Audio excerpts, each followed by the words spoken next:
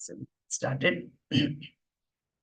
Om Om Sahana Bhavatu Sahanau Bhunaktu Sahaviryam Karavavahai Tejasvinavadhitamastu ma vidvishavahai. Om Shanti Shanti Shanti. Om Parthaya Pratibodhitam Bhagavata Narayanena Swayam Vyasena Kratitam Purana Muninam Madhye Mahabharatam Advaitam Vridavarshini Bhagavati Ashtadashadhyayini Ambatvam Anusantatami Bhagavad Gita Bhavatveshini Namostute Vyasa Vishala Buddhe Pullaravindayatapatra Yena Tvaya Bharatatailapurnaha Prajvalito Jnanamaya Pradipaha Prapanna Parijataya Totra Vetraikapane Jnanamudraya Krishnaya Geetam Rudatuhe Namaha Sarva Vasudeva Sutam Devam Kamsachanuramardanam Devaki Paramanandam Krishnam Vande Jagadgurum Sarvadharman Parityajya Mamekam Sharanam Vraja Aham Tva Sarva Papibhyaha Mokshayishyami Ma Shuchaha. So welcome everyone after 2 weeks of break, which we had. I know Balaji Temple had its annual day. And then last week, I was busy with this 2-week camp for the young kids from US, actually, 10 Balavihar children who came here. So towards the end, I will also show you the video of what we did and everything. But we are, as part of Bhagavad Gita, we are on the 10th chapter. And this chapter is very beautiful because it is about really seeing the great God, seeing God in everything and around us. It is the yoga of the divine glories or vibhutis. So as we've been talking about from the 7th chapter onwards, Lord Krishna has been dealing actually with this chapter on the Swarupa of Ishvara or the nature of God. And, he has been progressively developing this theme. And as much as we can talk about the theory part of really who Ishvara is, who is God, but until we actually see God, we can never really, develop that feeling or the trust in that Almighty, right? So that is why this chapter is very, very important from that angle, is to clearly understand the nature of God. And so in our reflection time, I will just put this one with this slide that I used last week also. And this chapter being the vibhuti of yoga.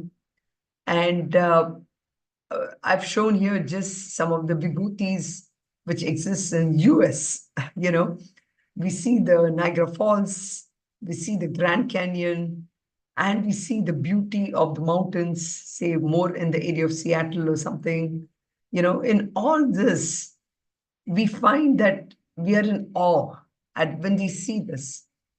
But our mind even at that moment in time, it basically, sometimes we look at this majestic waterfall, for example, and we just wonder about it.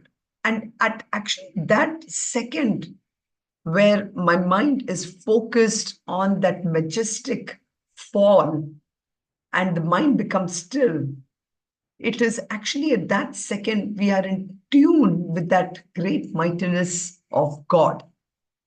But we forget at that moment itself, something else, and some other thought immediately comes to mind, and it just takes away that awness, the awesomeness of that God.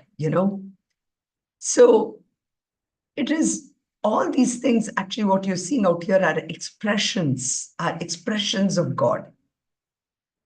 Yeah. And we might wonder, why are all these expressions really important?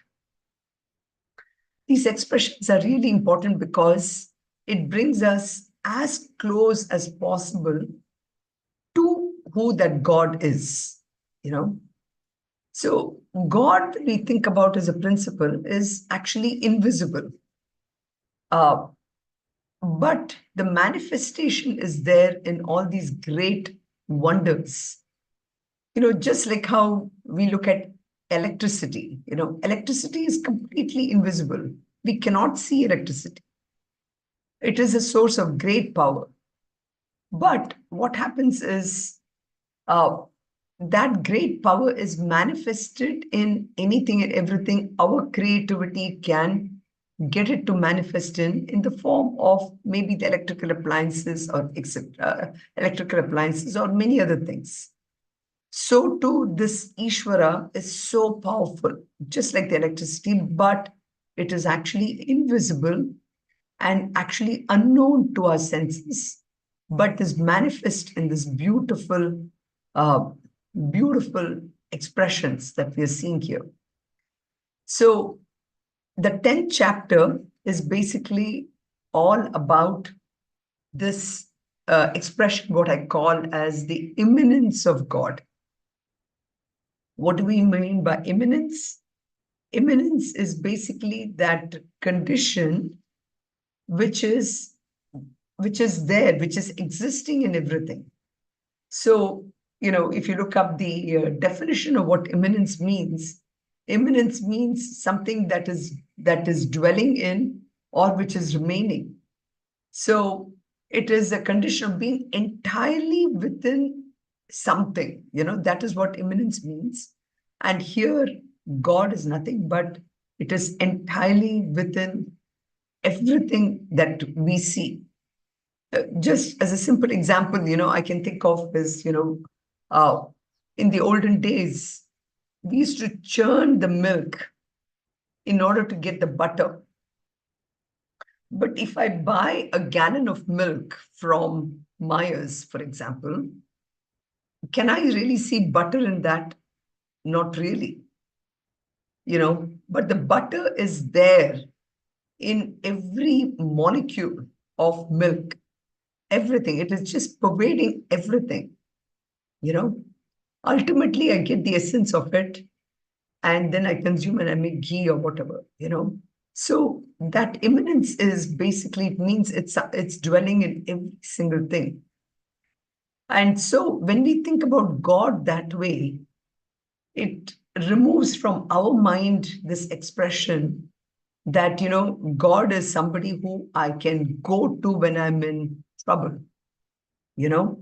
So it moves beyond our relationship with God changes. No longer is God the person to whom I go to when I'm in trouble, but it is that expression of beauty, that expression of grandeur, which is residing in everything. And that is what, like, for example, when I look at this moon, which is so beautiful. And it's so, it's a nice full moon in a clear sky. And when I keep on looking at it, what happens is it just brings me down a sense of calmness, a kind of coolness within my own self, right? So this beauty of moon really attracts me. And my mind gets completely away from who I am as this ego, this self, and I focus upon this beauty. And that is what, again, this 10th chapter is talking about. This 10th chapter is all about, like I said, the beauty, the grandeur of things, and the majestic. Like, same thing with this ocean, too. This ocean really gives me that expression of, oh my God, this is beyond myself, you know. And if I take this even further, for example, when I look at this majestic elephant, I mean, I did not put a man in front of this elephant, a human being, but in front of this majestic elephant, this human being can be, just where his foot is, just at that point, that small. In front of that, this elephant is so majestic, and then my ego really feels so small in this mighty, looking at this elephant, it just reminds me of the greatness and the power of elephant. So what do? I try to maintain some kind of a respectful distance, right? And the reason I do this because I really feel my own smallness. So that's what, again, the beauty and the glory of God is. The God manifests itself in this greatness, the beauty of so many things. And also, of course, it manifests itself in the form of ants, And looking at, of course, I'm just putting another majestic thing, which is the ocean, Look at it, oh my God, what so wonderful it is. So can I focus myself whenever I see all these things only on that majestic part of it, only on this greatness or this huge elephant? So the 10th chapter is reminding us that God is both beauty, God is grandeur, and of course, God is also the smallness in everything. But only when we see this great thing, we actually get more attracted to it, and we uh, really get enamored. We get completely engulfed in this aspect of God. So I just want us to keep that in mind as we go through this 10th chapter and reflect upon this beauty, the grandness of who really that Ishvara is. And that is that Ishvara Swarupam that this 10th chapter is really getting into. Any questions, any thoughts to add before we just do a review of the 5 or 6 shlokas that we did last time?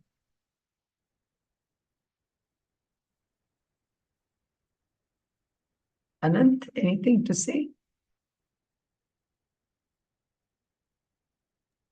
Okay. Not at this time. Okay. Thanks. No problem. No problem. So, I think I should ask my mother too. My mother's on the phone. She has a video on also. But anyway, so in shloka number 1, you can see that, as Arjuna is listening to this sort of an extremely optimistic philosophy of this master, so the confused man in Arjuna now is changing slowly into somebody who is, irresistibly charmed by Krishna. And he slowly starts to develop this equipoise. And this equipoise, naturally comes to all of us as we focus more on the beauty and grandeur which is outside. So as Krishna is going to start to enumerate a lot of these descriptions, you can see that Arjuna is slowly starting to, calm down. He's already started calming down. Now he's at a state where he's really starting to admire Krishna. So this is where we saw in the first shloka, where Krishna is saying that, that now he really wants to tell Arjuna even more about his glories. And he says, Bhuya eva mahabaho, O great mighty armed Arjuna, listen to this glory of myself, listen to my supreme word. And yata te aham priyamanaya, to you who is so delighted to hear all this, I shall tell you about all this. So whenever we are, trying to gather knowledge, right? And we really want to understand the whole thing. How can we really understand everything is what Krishna is again trying to say in shloka number 2. He says, Name vidusura ganaha prabhavam na maharshayaha aham adihi devana Maharshi Nam Cha Sarvashah.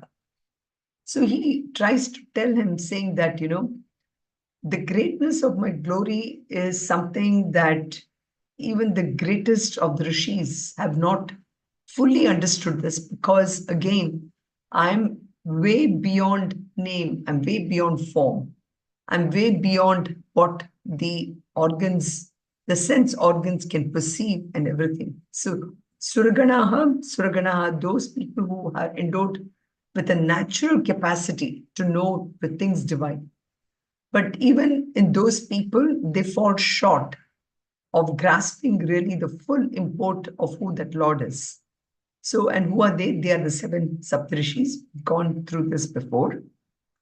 And so he says, even those people may not know, I'm the source. I'm the source for all the devas. And here devas refers to those gods who are responsible for the five sense organs, everything. It's because of these devas we have the sight, we have the hearing, etc. So he says, I'm even Adihi, I'm even beyond that. So we saw the seven great rishis, which were mentioned here. So philosophically, what does it really mean? So the philosophical significance of these seven spheres is that, so when that infinite seemingly identifies with this total intellect or Mahat in Sankhya philosophy, that total intelligence or intellect is called as Mahat. So when that infinite comes to identify with that Mahat, it develops a kind of, one might call as a smaller form or an egocentric form called the Ahankara. So many of the terminologies that we all hear in Vedanta, which is Ahankara, and then the five sense organs, the Tanmatras, all these actually have come from the Sankhya philosophy. So here we are saying that when the infinite seemingly identifies, in Sankhya philosophy, they would say that it identifies completely, But in Vedanta or in Advaita Vedanta, we are saying that when the infinite seemingly identifies with this Mahat, okay, it develops this egocentric personality called the Ahankara. And I guess the downfall has already started, in the sense, the second you identify with a finite or a smaller or the lower self, then what happens is automatically there is a sense of an expectation. So the Ahankara now projects itself out for gaining something for its own joys from the world of objects. And what are these world of objects? World of sense objects. These are these tanmatras. We call this tanmatras. And these tanmatras, so the Mahat, the Ahankar and the tanmatras, they actually really are these seven rishis which are personified in the Puranas under those different names which I'm showing here, Bhrigu and etc. So these seven rishis actually represent the intellectual or the mental life of man, and also the material causes of all creation. And this is beautifully, of course, this information I've just taken it directly from Swami Chinmayananda's book, that green book, And I thought that was so very logical the way he's explained it. So now all this Mahat, everything is part of this Apara Prakriti, or the highest self or the lowest self, which we talked about in the 7th chapter. So so because it's lower self, a lower self can never really understand the higher self. It is almost impossible, because even up to the level of intellect, the intellect actually guides the mind through information that has come through the memory, what it has gathered and everything. But the intellect has a capacity to go even higher. And that is where, the highest, we all have that capacity and the ability to reach out to the higher parts of the intellect. And even with that, we can only go to a certain level. And that is what the shloka is trying to say, that even the Saptarishis cannot know what my higher self is, because it's way beyond the faculty of even imagination or the senses.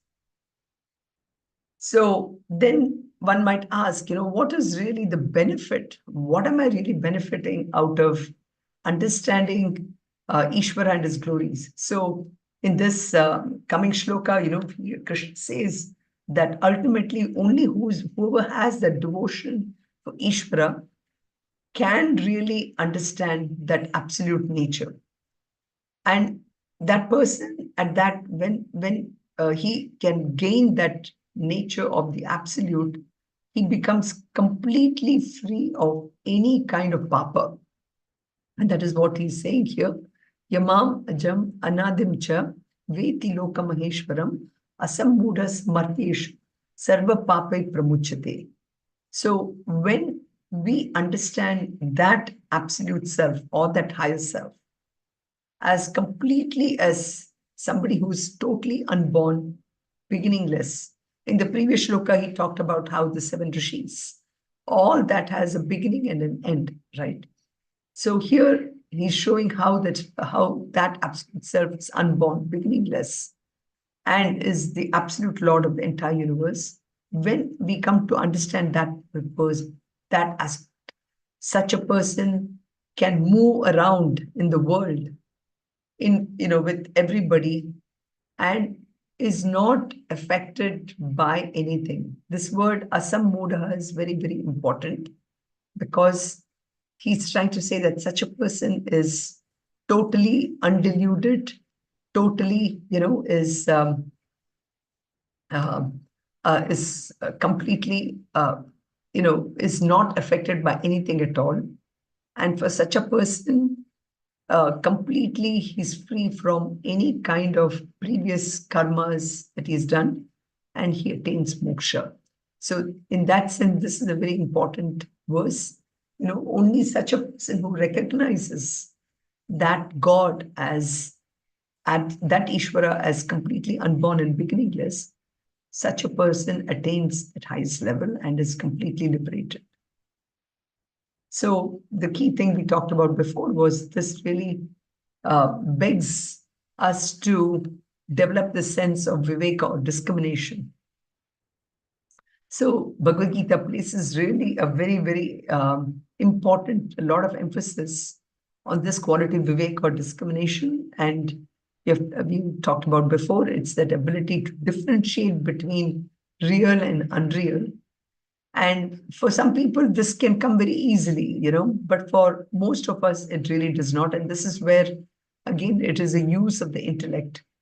And for all this, ultimately, devotion is the ultimate solution. So when I hear about Ishvara's glories, my vision and understanding about that nature of Ishvara really improves. And I begin to realize that everything in this world, has a beginning and end. But Ishvara, is timeless and is so. When I see that Ishvara is present everywhere, I really develop that vivek and discrimination. So I'm able to separate what is, what is something very temporary. Like when people tell us something and I get affected by it or something, I'm able to immediately understand that this is all temporary. So this is at a very, very mundane scale. But here we are talking about viveka discrimination at the highest level, where I'm able to understand that anything which is timeless, anything which is beginningless, that is that ultimate Ishvara. So in shlokas 4 to 6, now we see the subtle manifestations. What I showed before, the gross manifestations, right? But we are people who are driven so much by our own thoughts. So at the thought level, let us see what he's trying to say in shlokas 4 to 6. So in shloka 4 and 5 actually goes into a lot of this qualities, So that same Ishvara is manifest as subtle manifestations as buddhi, jnana, sammoha, kshama, satyam, dama, shamaha, sukham, dukkham, bhavodbhavaha, bhayam, cha, abhaya, evacha. So he's trying to show how buddhi, which is a capacity for us to understand subtle things, jnanam, which is a capacity for us to gather knowledge. What is knowledge? Knowledge is vidya.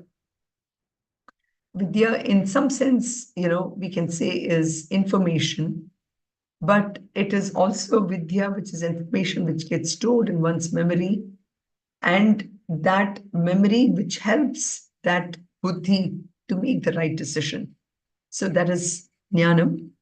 Then asammoha. Asammoha is the ability for us to, look at all this information which is present in front of me and yet allow that buddhi to take the decision which is free of any kind of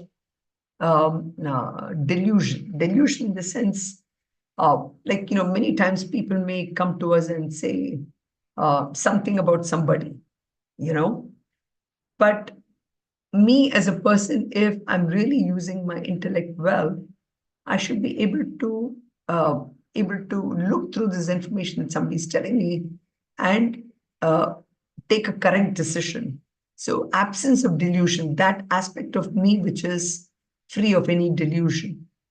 And then kshama, which is unperturbability of the mind. And we'll come to a little more in detail with all this. Satyam, Satyam is truth, but truth not just being honesty. Honesty alone is not truth. So we'll talk about that. Damaha, Shmaha, these are again sadhana chatushtaya qualities. Then sukham and dukkham, joys and sorrows, bhavaha and abhavaha. This is the aspect of existence and non-existence. And bhayam, cha, abhayam, fear and fearlessness. So these are one set of subtle expressions of that God, of Ishvara. So you see, when we start to practice a lot of these qualities, that itself is taking us closer to that Ishvara. So I have put the same thing over here, which is this, all these qualities, So buddhi is, like I said, is a capacity for us to know and understand. With this, with this, I gather a lot of information, and basically buddhi is one which takes the decision to do the things. But let's focus more on kshama. What is kshama? Can somebody give me a definition of what kshama is? Kshama is to forgive. Kshama is, forgiveness is definitely one of them. Here I have put this as unperturbability of the mind of one who is abused or assaulted. Very powerful, very powerful, what should I say, very powerful quality. So, Anand, when you said, yeah, go ahead, Meena. Hariom, can we say pardon? Pardon, yes, pardon. Somewhat similar to what Anand said, forgiveness or pardon. But can you both elaborate a little bit on what do you mean by pardon or forgiveness? If someone does something to me, and then it's hurting, or it affects me, and even after knowing that he affected, whether by intention or without intention, so to completely forgive the whole thing, and then Right. I mean, forgive the person and forgive the act. Right. So that's the more deeper meaning of the kshama. Correct. Correct. You're right. So, yeah. Anything more to add, Meena?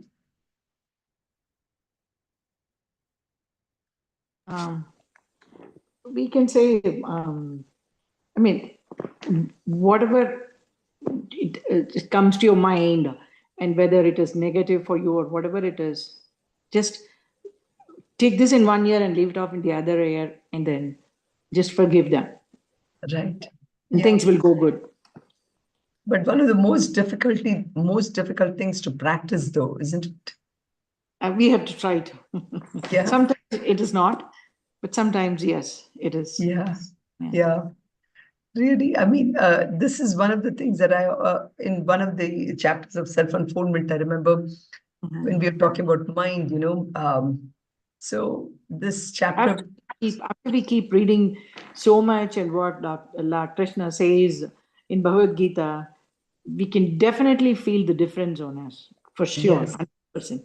Maybe 1%, maybe 0.5%, but that's okay. But we all feel the difference. That's for sure. right. Swami Tejomananda actually quotes somebody, a particular quote which he read and which I thought really hits the nail on the head. He says, the definition of forgiveness is renouncing your right to hate someone. I'm completely renouncing that right to hate anybody. I'm just completely giving up, renouncing it. So you renounce your right to hate the person who has hurt you. That is kshama, you know. It's just so powerful. It means that automatically you love everyone, even the person, who may have said, and he gives this beautiful example of a very simple example. It's like, when your son or daughter was like 6 months old or something, and it's just starting to play around and you're holding the child and the child pulls your hair, Mhm. are you going to ask the child to say, Mama, I'm sorry that I pulled your hair or anything? The child doesn't even know. And you also don't care about it at that point in time. It just doesn't bother you at all, And There's there's a bhajan that says, Shama karo, kripa karo. right, correct, It's a very, very powerful word, Shama karo. exactly.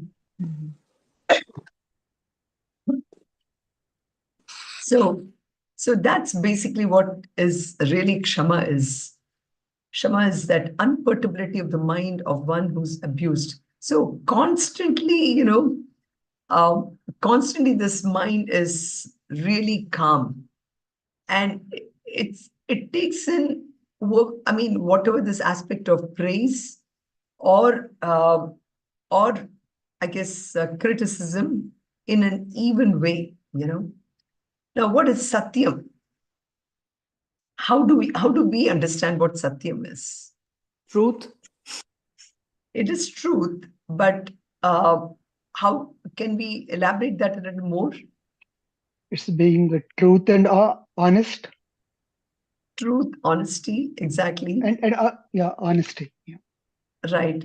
But it is also this aspect, like, if I say that I always speak the truth, that truth which is the same no matter I tell it to Anant or I tell it to Jayashri or I tell it to Meena, it is exactly the same. I don't try to color it for the sake of somebody else. That is the absolute truth. And that is what here, it's defined, it's an utterance regarding what one has seen, heard, or communicated as such. As such, nothing different. And this is again a quality, which can improve over a period of time. In the beginning, we may say things only because we want to please others. Of course, there is a difference here which we have to be mindful of.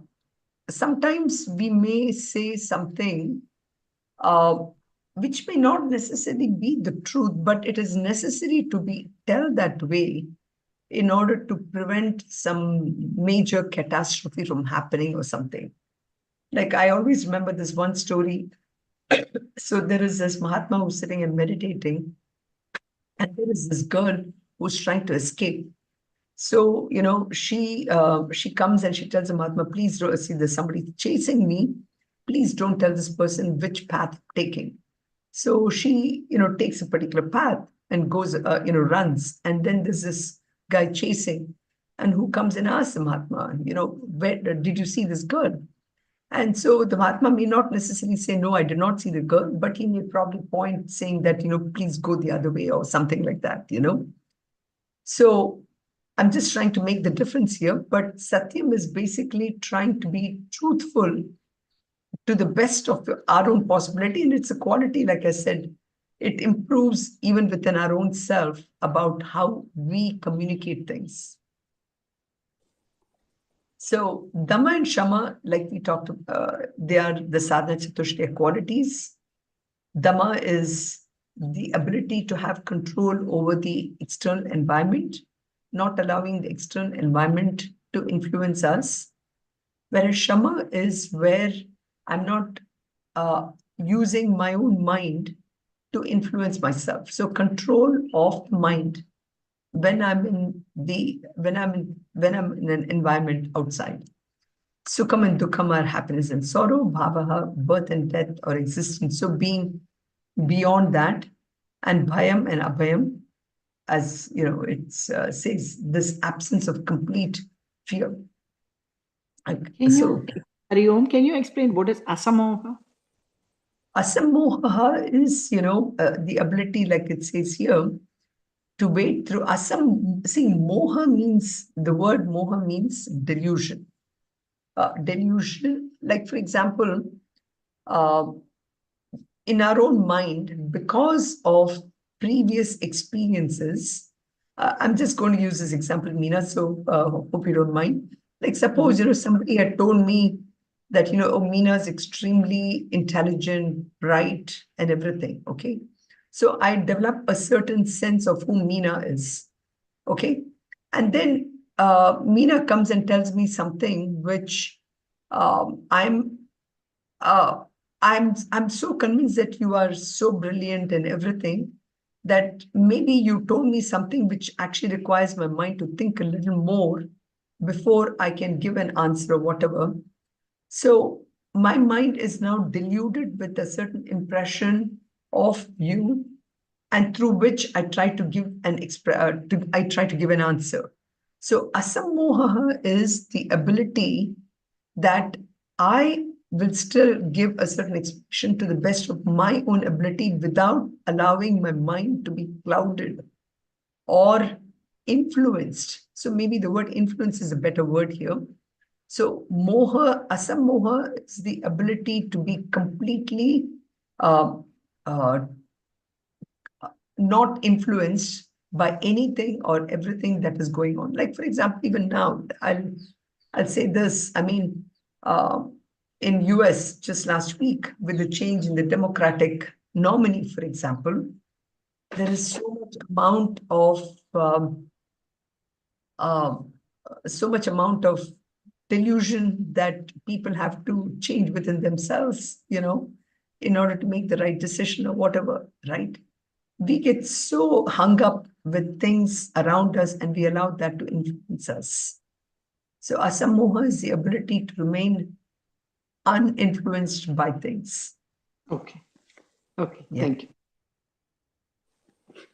So continuing in shloka number 5, he continues with some more of these subtle expressions of Ishvara. And that is these expressions of ahimsa, which is non-injury, equanimity, which is samataha, samam, and tushtihi is contentment, tapaha, austerity or tapas, right? Danam, charity, yashaha, fame, ayashaha, infamous, infame. Bhavanti bhavaha bhutanam matta eva pratak vidaha.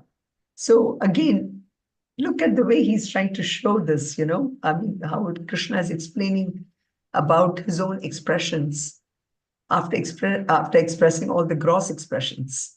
So here I have mentioned this. So ahimsa is actually not really cruel, showing non-cruelty in a gross form by hitting or somebody, but it goes all the way to at the thought level. So in a very simple-minded, some people may say, so does that mean that I should not punish a child because I'm practicing ahimsa? Well, that is not true. If you have to punish your child, not necessarily by physically beating or anything like that, but if you have to pat the child on the head a little bit to show that hey, listen up, so that is also ahimsa, because you're trying to do a good thing to the child. So ahimsa is non-cruelty at the thought level, that I consider everyone as being part of myself. So samatha, again, equanimity or even-mindedness. In some sense, it's kind of related to what we talked about, which is kshama, So samatha means being equanimous, the equanimity of mind in the midst of pair of opposites. So it doesn't, like right now in Kerala, it's raining like crazy. So how do you still maintain, how do you try to maintain that after all, this is just weather, it will pass. So that is samatha. Tushti is satisfaction. I'm, being completely satisfied with whatever comes to me. That is tushti. Tapaha is, of course, disciplining the body through control. That doesn't mean that, just totally denying ourselves what the body needs. So that is tapaha. Dhanam is the distribution of wealth, and Taittiriya Upanishad, there is a lot of very good tips, which at some point maybe we will discuss it. We have discussed it before when I was there, when we did Abhinata classes, about this aspect of Dhanam, and when we did Sadhana, Panchakam, and Bhaj Govindam, for example. And Yashaha and Ayashaha is this ability to, be in control when we are in a position of influence. How do I maintain myself? How do I not allow that fame, or for that matter, if somebody were to pull me down, how am I able to hold all this? So all these are the qualities which Ishvara is trying to say are also my qualities. So now, having expressed all the subtle expressions, any questions on those six, or not just six, the many, many qualities? And you will see all these qualities will come again, like in the 17th chapter, for example. Then 13th chapter also, we have the 20 qualities which will come up. We'll talk about it again. But any question? Yeah. Yeah, I came across this regarding the Satyam. This is from the Upanishads. Says it goes like Satyam bhuyat, priyam bhuyat, na bhuyat Satyam apriyam. So the meaning goes like you say the truth, say what is pleasant, never tell what is truthful but unpleasant. Okay. Never say something which is unpleasant. Yeah. Very nice. So now moving on to shloka number 6, he now starts to discuss about Ishvara's manifest, or the visible expressions. So he starts to first express about all the great sages and the 14 individuals which are actually called as Manus. So he says, Krishna actually will assert in the shloka about how all these sages and Manus, who are the creators of all the living beings and the inert beings, both living and non-living, they were created by Ishvara through his mind. So in Srimad Bhagavatam, actually, where the aspect of creation is discussed, Ishvara first created Lord Brahma, and then he entrusts the responsibility of creating this universe to his four mind-born sons, who's Sanaka, Sanandana, Sanatana, and Sanat Kumara. So when he asks them to populate the world, they refuse because they do not want to get entangled in the worldly pursuits. So they take a vow of celibacy and they roam the world constantly contemplating upon Ishvara. So then what happened is Lord Brahma created the Saptarishis, or the seven great sages, Bhrigu, Marichi, all of them, which I had put even earlier. So he then created Manu, who was then entrusted with further procreation and establishment of the moral code, which many of you know is the Manusmriti. Manusmriti is really the policy. Manu was the first policy maker, if you wish, for the Manushas. So we have the 14 Manus, which corresponds to the 14 Manvantras, of the periods of the Manus. So all this is what, in Shloka number 6, he says, Maharshaya Sapta Purve Chatvaro Manavastatha Madbhava Manasa Jataha Yesham Loka Ima Rajaha. So the seven great rishis, again, were the creation of Ishvara. The ancient four sages, Chatvara, Manava, and also the Manus. And they possessed, like he said, having been given the powers from Ishvara, born from his mind. From these really have come all the creatures. Loke ima prajaha. All these creatures have come basically from that aspect of Manu. So this 4, 5, 6, if you want to look at these shlokas, 4 and you have to look at this at the level of adhyatmic, at the level of the subtle expressions. We saw all those 28 qualities which was given in shlokas 4 and 5. But then here it is at the Adi Devik quality, at the level of Adi Devik. So, we always, when we say Om Sahana Bhavatu, right, we say Shanti for 3 times. At the adhyatmic level, at the level of the mind, at the level of Adi Devik, which is at the level of the Devas who are responsible for the creation of the gross world. And finally, Adi Bhautik, which is at the level of all the bhutas of the world. So that is what he's saying in 6 is basically the entire creation of the world have come about from these great rishis, the sages, and the Manus. And they were all kind of entrusted with the power of creation. So now in this shloka here, in 7 shlokas, he tries to now explain about more on those lines. Etam vibhutim yogam cha mamayo veti tattvataha so vikampena yogena yujyate natra samshaya. So all these subtle expressions, all these gross expressions, these manifestations, etam vibhutim, these manifestations of my being and yoga are all power of mind, and only he who knows them in truth, again in Satyam, where a mind has been so purified, has been made so subtle, saha avikampena yogena, he becomes established, there's no doubt about it. Again, another shloka trying to say that to attain that highest moksha, one needs to have the ability to understand these manifestations of Ishvara, which is being manifested in the gross form and in these subtle form. So avikampena yogena, very, very powerful word. And here it says, that yoga which is completely free of all disturbances.